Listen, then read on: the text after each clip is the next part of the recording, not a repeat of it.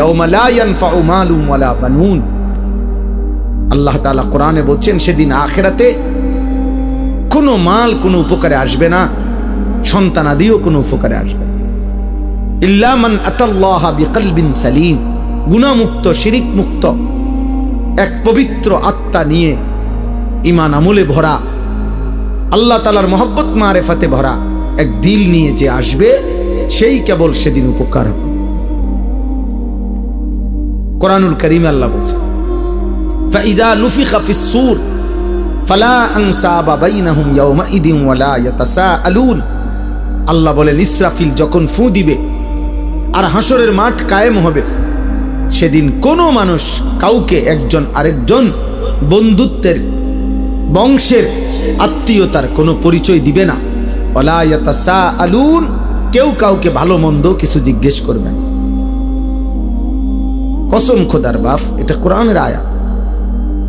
কেউ কাউকে কিছু বলবে, আপনি কোন বাড়ি দুনিয়াত যে আসিলেন ভাই, আপনি কোন বাড়ি জানি আসিলেন, আপনি কোন বাড়িতে আসিলেন, দেখেন না অবস্থা হাসরের মাঠের কি, ইতান কথা কইতে আসছে, কোন বাড়ি দিয়ে করবি কি বেটা, তাইলে এগুলোর কোনো পাত্তাও নাই, কেউ জিজ্ঞাসাও করবে না, কেউ না। ইয়াউমা ইয়াকুমুন নাসু লিরাব্বিল আলামিন, প্রতিটা মানুষ মহান আল্লাহ পাকের সামনে দাঁড়িয়ে থাকবে। নবীজি বলছেন মাউদাউ কাদামি, এই পাওটা রাখতে যেটুকু জায়গা, ঠিক এতটুকু জায়গায় বরাদ্দ, আর এক সুতা সামনে পিছনে ডানে বামে আগাইতে পারবে। এভাবে যতক্ষণ পর্যন্ত, যতদিন পর্যন্ত হাসরের মাঠের বিচার কাজ চলে, ওভাবে দাঁড়াই থাকতে হবে।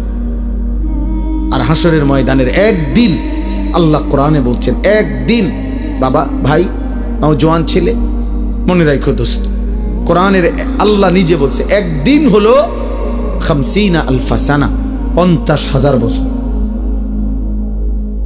হাসরের ময়দানের একদিনের দৈর্ঘ্য সমান 50,000 বছর। এভাবে যতদিন, যদি 10 দিন চলে, যে বিচার কাজটা চলবে মোট 10 দিন, মনে করেন আল্লাহ বলল, তাহলে এই 10 50,000-এ যাটা। এবার আমনে সিরিয়াল পরে যখন তখন, হ্যাঁ পুরাটা সময় 50,000 না, একদিন 50,000, একদিন। ফাকাইফা তাত্তাকুনা ইন কাফারতুম ইয়াওমান ইয়াজআলুল বিলদানা শিবা। কোরআন শরীফে আল্লাহ বলছে, বান্দা তুমি এই যে নাফরমানি করছো প্রতিনিয়ত, চুরি ডাকাতি, জিনা ব্যভিচার, মদ জুয়া সুদ ঘুষ, আহা এক ওয়াক্ত নামাজ পড়ছো না বান্দা, সারা দিন চলে যায় 5 ওয়াক্ত নামাজ, একটা সিজদাও দাও না, 365 দিনের এক বছরে কোনো দিন ফজরের নামাজ জানো না মুসলমান, কখন ওয়াক্ত হয়, কখন সূর্য ওঠে, কখন সুবহে সাদিক হয়। আল্লাহ বলেন এই যে নাফরমানি করছো বান্দা, কুফর করছো, শিরিক করছো তোমরা, আমার সেই হাসরের দিন কেমনে বাঁচবা, যেদিন একদিনে, আল্লাহ বলছে কোলের বাচ্চা একদিনের কষ্টে, যন্ত্রণায়, পেরেশানিতে বুড়া হয়ে যাবে। খোদার কসম, কোরআন শরীফের আয়াত। ইয়াউমান ইয়াজআলুল বিলদানা শিবা, একটা ছোট্ট মাসুম বাচ্চা সেদিন একদিনেই বুড়া হয়ে যাবে। আমার কাছে কিতাব আছে মৌত কে পুর আসরার ওয়াকিয়াত, উর্দু কিতাবে মোটা, আমি পড়ছি। সেখানে ঈসা আলাইহিস সালাম আল্লাহর হুকুমে তিনি মানুষকে কবর থেকে তুলতে পারতেন, এটা ওনার একটা মুজিজা ছিল। তো ঈসা আলাইহিস সালাম একদিন নূহ আলাইহিস সালামের একজন বংশধর ওনাকে কবর থেকে উঠাইছিলেন, উঠাইয়া দেখছেন, তো ওনাকে জিজ্ঞেস করছেন আপনি পৃথিবীতে কতক্ষণ ছিলেন? হচ্ছে 450 বছর। তো বলছে আপনার চুল দাড়ি সাদা হয়েছে কখন? ওই কিতাবে লিখছে নূহ আলাইহিস সালামের বংশধর বলছে, হে নবী ঈসা, 450 বছর দুনিয়ার হায়াতে কোনোদিন আমার চুল দাড়ি সাদা হয় নাই, কিন্তু শুধু কেবল মালাকুল মউত আজরাইল যখন জান কবজ করে ওই মুহূর্তে যে মৃত্যুর যন্ত্রণাটা হয়েছে, ওইটুকু যন্ত্রণায় ওই কয়েক মিনিটেই আমার 450 বছরের কালো চুল সাদা হয়ে গেছে। ওয়াজাআত সাকরাতুল মাউত বিল হক। আল্লাহ তাআলা কোরআনে বলছে, বান্দা সত্য সত্য মৃত্যুর যন্ত্রণা আসবে, বান্দা সে বড় কঠিন বান্দা। ঈমানদার হইলে তো সহ্য করার ক্ষমতা থাকবে, কিন্তু নাফরমান হইলে 900 বছরের সুখ এই 1 সেকেন্ডের মৃত্যু যন্ত্রণা ভুলিয়ে দেবে। কিতাবের মধ্যে আছে, আমরা নিজে পড়ছি, নবীজির একজন বিখ্যাত সাহাবী আমর ইবনুল আস, অনেক বড় একজন সাহাবী ছিলেন রাদিয়াল্লাহু তাআলা আনহু। ওনার মৃত্যুর পূর্বে ওনার সন্তান আব্দুল্লাহ, তিনি ওনার আব্বাকে জিজ্ঞেস করছিলেন, এই সাহাবীকে, যে আব্বা, এই মুহূর্তে আপনি নবীর শ্রেষ্ঠ সাহাবী, বড় সাহাবী, আপনি মিশর বিজয়কারী সাহাবী, এই সাহাবী মিশর বিজয় করেছিলেন, আপনি এই মুহূর্তে মৃত্যুর পূর্বে আপনার সাকরাতুল মউত, মৃত্যুর যন্ত্রণাটা কেমন হচ্ছে আপনি একটু বলবেন? তখন ওই বাবা নবীর সাহাবী ওনার সন্তানকে বলতেছিলেন, ইয়া বুনাইয়া কাআন্না জিবালাদ দুনিয়া আলা সাদরি, হে আমার সন্তান, কসম খোদার বাপ, আমার মনে হচ্ছে মৃত্যু যন্ত্রণার এই মুহূর্তে পৃথিবীর সমস্ত পাহাড় আমার বুকের উপরে চাপ দিয়ে রাখছে। ওই ছেলে, ওই ওঠো, মোবাইল বন্ধ না করতে বলে সরে যাও, ওঠে তো, এটা ধরে রাখছো কেন? বন্ধ করলে তো তুমি পকেটে নাও, এটা এটা এমনি দ্বারা কি বোঝা যায় না এটা, যে তুমি নিজে নিজে কথা শুনলা কেন? জি মা, আমার এটা ইচ্ছা করে আমি কষ্ট দিই, হয়তো ধমকটা দিলাম, এটার উদ্দেশ্য ভাইয়া তোমার ফায়দা, তুমি তাকায়া শোনো, দেখবা ফায়দা হয়। এ তো মালিকের কথা, রবের কথা, আল্লাহর ওয়াদা, এটা ফাসতামিউ লাহু ওয়া আনসিতু, আদেশ। আল্লাহ বলছে, আমার বান্দা আমার কথা মনোযোগ দিয়ে শোনো, চুপ থাকো, লাআল্লাকুম তুরহামুন, আমি আল্লাহ ওয়াদা দিলাম তৎক্ষণাৎ তোমার উপরে রহমত বর্ষিত হবে। কসম খোদার, এটা কোরআন শরীফের আয়াত। আল্লাহ বলছে, আমার কথা যখনই বলা হয় তুমি চুপ থাকবা, মনোযোগ দিয়ে শুনবা, তোমার উপরে রহমত বর্ষিত হবে। রহমত বর্ষিত হবে মানে আল্লাহ তোমাকে আমলের তৌফিক দিবে, আল্লাহর কথা মানার যোগ্যতা দিবে। আগে দেখবেন এই আপনাদের আমলে, মুরব্বীদের আমলে, আগে যখন ওয়াজ করতো হুজুররা, মুরব্বী হুজুররা আমাদের, ওনারা বলতো কথা, বয়ান কুদ্দুর ফর করে কইতো, গভীর মনোযোগ কইতো না, কইতো দিলের কান দিয়ে শোনেন, আগে এটা বলতো, মানে মনোযোগ দিয়ে শোনেন আল্লাহর কথা। দোস্ত, একদিনে সবাই বদলাবে না, একদিনে কেউ জুনায়েদ বাগদাদি হয় না, একদিনে কেউ বাইজিদ বোস্তামি হবে না, উনি নিজেও একদিনে হয় নাই। বাইজিদ বোস্তামি একদিনে বাইজিদ বোস্তামি হয়ে গেছে, আব্দুল কাদের জিলানী একদিনেই এত বড় আউলিয়া হয়ে গেছে। তাইলে ওনারাও মেহনত করছে, ওনারাও রাতের পর রাত, দিনের পর দিন আল্লাহকে ডাকছে, কানছে, চোখের পানি ফেলছে, তো বিনিময় আল্লাহ তাআলা তাদেরকে সাইয়্যিদুল আউলিয়া বানায় দিয়েছে, আউলিয়াদের সরদার বানায় দিয়েছে। এজন্য আল্লাহর কথা দিল দিয়া শুনবে। তোমরা অনেক ছেলে আসো যারা কোনোভাবেই মনে করতেছো বাবা, কোনোভাবেই আল্লাহর কথাকে পাত্তা দাও না। মনে রাখো আব্বা, এটা বাস্তব কথা হইল, এটা তোমার কিন্তু সুখের চিহ্ন না, তোমার উপরে আল্লাহর লানত, বদনসিব। আমার ভাই, আমার কথা মনে করো, তুমি একটাবার ভেবে দেখো, আপন মা বাপ পর্যন্ত তুমি 365 দিনে, খোদারে 1 বছর কোনোদিন ফজরের নামাজ পড়লা না, অথচ তোমার মা বাপ জীবিত ঘরে আছে, ওরাও তোমারে কোনোদিন ডাকলো না। আহা, এভাবে প্রতিটা ভোর তোমার জীবন থেকে সেজদা ছাড়া চলে যায়। অথচ কিতাবের মধ্যে আছে, সকালবেলার কুত্তা আল্লাহর কাছে বলে, মাওলা, এই চোখে যেন আমি প্রথম কোনো বেনামাজিকে না দেখি। আহ, তোর মতো নাফরমান কুত্তাও দেখতে চায়, তোরে কুত্তা ঘৃণা করে, কুত্তা। কার জন্য সাজলি বেটা? কি এর পাউডার লাগাইছো? কিসের চুলের ফ্যাশন করছো? কে দেখে তোমাদের এই চুল চেহারা? তোমার সমবয়সী কিছু অসৎ বন্ধু ছাড়া, তোমার সামান্য তোমার লগে ঘুরে গাড়ে এরকম কিছু ফালতু ছেলে ছাড়া তোমার চুল চেহারার প্রশংসা কোনো ভদ্রলোক, কোনো ইমানদার জীবনে করছি না। তোমার বিবেক থাকলে কও, একটা ছেলে বলো পৃথিবীর কোন সভ্য মানুষ, ভদ্র মানুষ, যে বাবা তোমার এই চুল দেখে মনে হইতেছে তুমি একটা নেককার ছেলে, তোমার চেহারা দেখে মনে হইতেছে তুমি একটা ভালো বংশের ছেলে। তাইলে তোমার এই অসৎ চেহারা তো তুমি তোমার বাপকে অপমান করলা, কিরে তুই কোন ঘরের পুত্রে, তোর দেখতে ফুটটা ঘরের মতো লাগে। তাইলে এই কথা যদি বলে তো তুই কাকে অপমান করলি? বাপ, নিজে তো অপমান হলি, তোমার বাপকেও তো অপমান, তুমি তো তোমার বংশকে অপমান করলা। কোন বিবেকবান তো তার ইজ্জত নষ্ট করে না, সম্ভ্রম নষ্ট করে না। আত্মমর্যাদা, আত্মসম্মান যার আছে, সে প্রয়োজনে ধুকে ধুকে মরে যায়, সে প্রয়োজনে অনাহারে মরে যায়, কারো কাছে হাত পাতে না। এটা হলো গায়রত, আত্মসম্মান, আত্মসম্মান, আত্মমর্যাদা, গায়রত। এটা মানুষের শ্রেষ্ঠ সম্পদ, এটা আত্মসম্মান, আত্মমর্যাদা। এটা অহংকার না। অহংকার তো হলো বড়াই করা।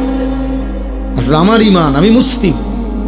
কাফের বেঈমানেরটা যত সুন্দর লাগুক, ওদের কাছে সুন্দর।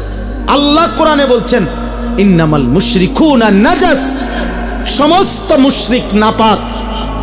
অতএব বেটা, মুশরিকের চুল চেহারা, মুশরিকের লেবাস পোশাক, মুশরিকের আচরণ উচ্চারণ, মুশরিকের খাদ্য খাবার স্টাইল সব নাপাক, সব নাপাক, সব নাপাক। স্টাইল দেখাস বেটা, তুই কোথায় পড়ালেখা করছ বেটা? আহাম্মক, কোন বেঈমানের মতো চুল রাখছ বেটা? কি পড়ালেখা করলি বেটা? কি ঘোড়ার ঘাস পড়লি? কলেজে তো আমরাও পড়ছি বেটা। আমি তো কুমিল্লা ভিক্টোরিয়া কলেজের ছাত্র, আমি তো কুমিল্লা ভিক্টোরিয়া কলেজ থেকে মাস্টার্স পাস করছি। সার্টিফিকেট দেখবা, চলো আমার লগে। আত্মসম্মান থাকবে না? আমি মুসলমান, আমার বাবা মুসলমান, আমার চুল কেন হবে বেঈমানের মতো? আমি ইমানদারের ঘরে জন্ম নিছি, আমি কেন পেশাব করে পানি নেব না? তুমি কুকুর, তুমি হাইওয়ান, তুমি জানোয়ার, তুমি কা পেশাব করে পানি নাও না? তুমি কোনোদিন কুত্তা দেখো না? তুমি দেখো না কুত্তা পেশাব করে পানি নেয় না? তুমি দেখো না কুত্তা কোনোদিন টয়লেট পেপার ব্যবহার করে না? তোমার মধ্যে এতটুকু বিবেক থাকবে তো, কিন্তু আমি কিতা? আত্মসম্মান তো থাকবে, আত্মপরিচয় তো থাকবে। এই জন্য ইমানদার মরে যায় প্রয়োজনে, ইজ্জত নোয়ায় না। এই 1450 বছরের ভিতরে হাজার হাজার কোটি কোটি ইমানদার পৃথিবীতে বহুবার জালেমের সামনে জীবন দিছে, রক্ত দিছে, শাহাদাতের খুন পান করছে, কিন্তু ইজ্জত দেয় না, সম্মান দেয় না, ইসলামকে বেইজ্জতি হতে দেয় না, বেইজ্জতি হতে দেয় না। এক সাহাবী হযরত আব্দুল্লাহ ইবনে হুযাফা আস-সাহামী রাদিয়াল্লাহু তাআলা আনহু, যুদ্ধের ময়দানে সাহাবী বন্দী হইছেন খ্রিস্টান বাহিনীর হাতে। খ্রিস্টান সেনাপতি বহু চেষ্টা করছে ওনাকে ইসলাম থেকে ফিরাইতে, কোনোভাবেই যখন তিনি রাজি হন নাই, সর্বশেষ খ্রিস্টান সেনাপতি বলছে, উত্তপ্ত তেল কড়াইয়ায় গরম করো, আর ওরে উত্তপ্ত কড়াইয়ার তেলে ফেলে ভুনা করে ফেলো। যখন ওনাকে উত্তপ্ত তেলের কড়াইয়ার সামনে আনছে, উনি তখন কাঁদতেছিলেন। সেনাপতি তখন ডাক দিয়ে বলছে, কিরে বেটা, এখন কাঁদিস কেন? আমি না তোকে বলছি আমাদের খ্রিস্টান ধর্ম গ্রহণ কর, এখন আবার মৃত্যুর সময় কাঁদো কেন? তখন ওই সাহাবী বলছে, বেঈমান, আমি আল্লাহর কসম করে বলছি, আমি মৃত্যুর ভয়ে কাঁদি না, বরং আমি আমার আল্লাহর কাছে কান্দে কান্দে বলতেছিলাম দিলে দিলে, মাওলা, আপনি তো আমারে কেবল একটা জীবন দিছেন, এজন্য একটাই এখন শহীদ হব। আপনি যদি আমারে 100 বার হায়াত দিতেন, আর আমি যদি 100 বার আপনার রাস্তায় শহীদ হইতে পারতাম। ওই সেনাপতি তখন ছেড়ে দিছে ওনারে, বলছে, হায় হায়, মৃত্যু যাদের এতটা প্রিয়, তারা তো মৃত্যু দিয়া কষ্ট দেওয়া হইল না, তাইলে আনন্দ না দেওয়া, ছেড়ে দিছে। তখন হযরত ওমর রাদিয়াল্লাহু তাআলা আনহু যখন তিনি মদিনায় ফিরে আসছেন, এই সাহাবী হযরত ওমর রাদিয়াল্লাহু তাআলা আনহু বলছেন সমস্ত সাহাবীদেরকে যে লাইন ধরো, সব লাইন ধরো। লাইন ধরে বলছে, সর্বপ্রথম আমি ওমর খলিফাতুল মুসলিমিন, তার কপালে চুমা দেব, আর তোমরা ভাই সিরিয়াল সবাই মুহাম্মদ আরবির এই সৈনিক, এই সাহাবীকে তোমরা সবাই কপালে চুমা দিবা। আত্মসম্মান শিখো বাপ। বেঈমান তোমা করে পচায় লাইছে, একটা সামান্য ডুগডুগির মতো, একটা বান্দররে যেমনে নাচায়, আহারে বাপ তুম করে এমনি না চাইতে আছে, যখন যেই ডিজাইন কয় বেঈমানে তোমার কাছে ওইটাই পছন্দ হয়, তো তোমার বান্দরের চাইতে নিকৃষ্ট বানায় লেছে। বান্দরও তো এত নাচা নাচে না। তোমরা দুশ্মনের কাছে যে পরিমাণ হেরে গেলা, নাচে নাচা শুরু করো। কতবার বদলাইছো ছেলেরা বাবা বলো? আজকে 1 বছর 2 বছরে কয়বার চুলের ডিজাইন বদলাইছো? কতগুলো জামা বদলাইলা, কত ডিজাইনের প্যান্ট বদলাইলা? কই আমরা তো আলহামদুলিল্লাহ বুঝ হওয়ার পর থেকে আমরা মাদ্রাসাওয়ালারা আলহামদুলিল্লাহ আর কোনোদিন এই জামা পোশাক টুপি এই দাড়ি টুপি বদলাইনি। আমরা বিশ্বাস করি কলিজা দিয়া যে এই টুপি এই দাড়ি এই চুল চেহারা এই লেবাস পোশাকের সাথে আমার নবী সাল্লাল্লাহু আলাইহি সাল্লাম সাহাবায়ে কেরামের সম্পর্ক আছে, আমার সনদ আছে। আমাদের সমস্ত পাঞ্জাবি টুপি লুঙ্গির সনদ আছে যে নবীজি সাল্লাল্লাহু আলাইহি সাল্লাম এগুলো পরতেন, সাহাবারা পরতেন। তোমার চুলের সনদ কও, তোমার সিবা প্যান্ট কে পরছে পৃথিবীতে প্রথম? তুমি কও, হ্যাঁ কও, তুমি কও না বা বলে আমার এই ডিজাইনের চুল সর্বপ্রথম পৃথিবীতে যিনি রাখছেন তিনি হলেন এমন বড় দার্শনিক পণ্ডিত, এত বড় মহামানব যে যিনি আটলান্টিক মহাসাগর জায়গার থেকে সরাই লেছে। কথা কও, একটা গুণ বলো বেটা, অপদার্থ কোথাকার। জন্মেরও তো ঠিক নাই ওইগুলার। যাদের চুল কাটিং নিছো তাদের অসংখ্য ব্যক্তিত্ব জন্মেরও ঠিক নাই, বংশেরও তো ঠিক নাই, কোন জাত ফাতা তো নাই বেটা। এত কাপুরুষ হলি কেন বেটা? তোমাদের কারণে হেরে গেলাম আমরা বেটা। মুসলমানের কিশোর নওজোয়ান, মুসলমানের যুবক, তোমাদের কারণে হেরে যাচ্ছি আমরা। মাত্র 1 কোটি না, 1 কোটি বেঈমান, তাদের সকলেও এতগুলো 1 কোটি মানুষ আর আমরা 250 কোটি ইমানদার। আমরা কেন হেরে গেলাম বারবার? আমাদের পূর্বপুরুষরা তো আমাদেরকে লজ্জা দিবে। এই বাবা, আমাদের যেই 14 বছরের সাহাবী যুদ্ধের ময়দানে শহীদ হয়েছিলেন, 15 বছরের সাহাবী শহীদ হয়েছিলেন, ওরা তো হাসরের দিন তোমাদের লজ্জা দিবে, বলবে হে নওজোয়ান, আমি তো এই বয়সে আল্লাহর জন্য জান দিছিলাম, তুমি কেমনে নারীর পিছনে জীবন শেষ করে দিলে? কি মনে হয় সেই বদরের যুদ্ধের ওই 2 কিশোর মাআজ এবং মুআউযিজ, যে 2 কিশোর আবু জেহেলকে হত্যা করছে, ও তোমার সামনে দাঁড়াইয়া বলবে না যে আমি তো মাত্র 15 বছর বয়সে নবীর শ্রেষ্ঠ দুশমন আবু জেহেলকে হত্যা করেছিলাম, তুই কি করলি মুসলমান? তুমি কি করলা? বলো না আব্বা তোমরা কি করছো? তোমাদের বাপ কিছু বলে না, ঠিক আছে বুঝলাম, কিন্তু তোমার আল্লাহ কিছু বলবে না? আজ হয়তো তোমার মা কিছু পারতেছে না, তোমার চুল দেখা, চেহারা দেখা, তোমার বিকট চেহারা দেখা, অসভ্য বন্ধুদের আড্ডায় তুমি এমন গাদ্দার, তোমার মা তোমারে ভয় পায়। তোমার মা দেখে মনে হয় তার যেই চেহারা, তারে কুন্ডা করলে জানি কি করে না করে, যা বাদ দে, ফিসা দিয়া ফির। আহারে লানত রে। সমবয়সী কিছু অসৎ বন্ধুর কাছে জীবনের সুখ খুঁজলা, শান্তি খুঁজলা, বন্ধুদের আড্ডায় মজা পাইলা। একদিন সময় ফুরাইলে দেখবা বন্ধুরাও নাই, দুনিয়াও নাই, তুমি একা কবরে। হ্যাঁ, কাল্লা সাউফা তা'লামুন সুম্মা কাল্লা সাউফা তা'লামুন আলহাকুমুত তাকাসুর হাত্তা জুরতুমুল মাকাবির।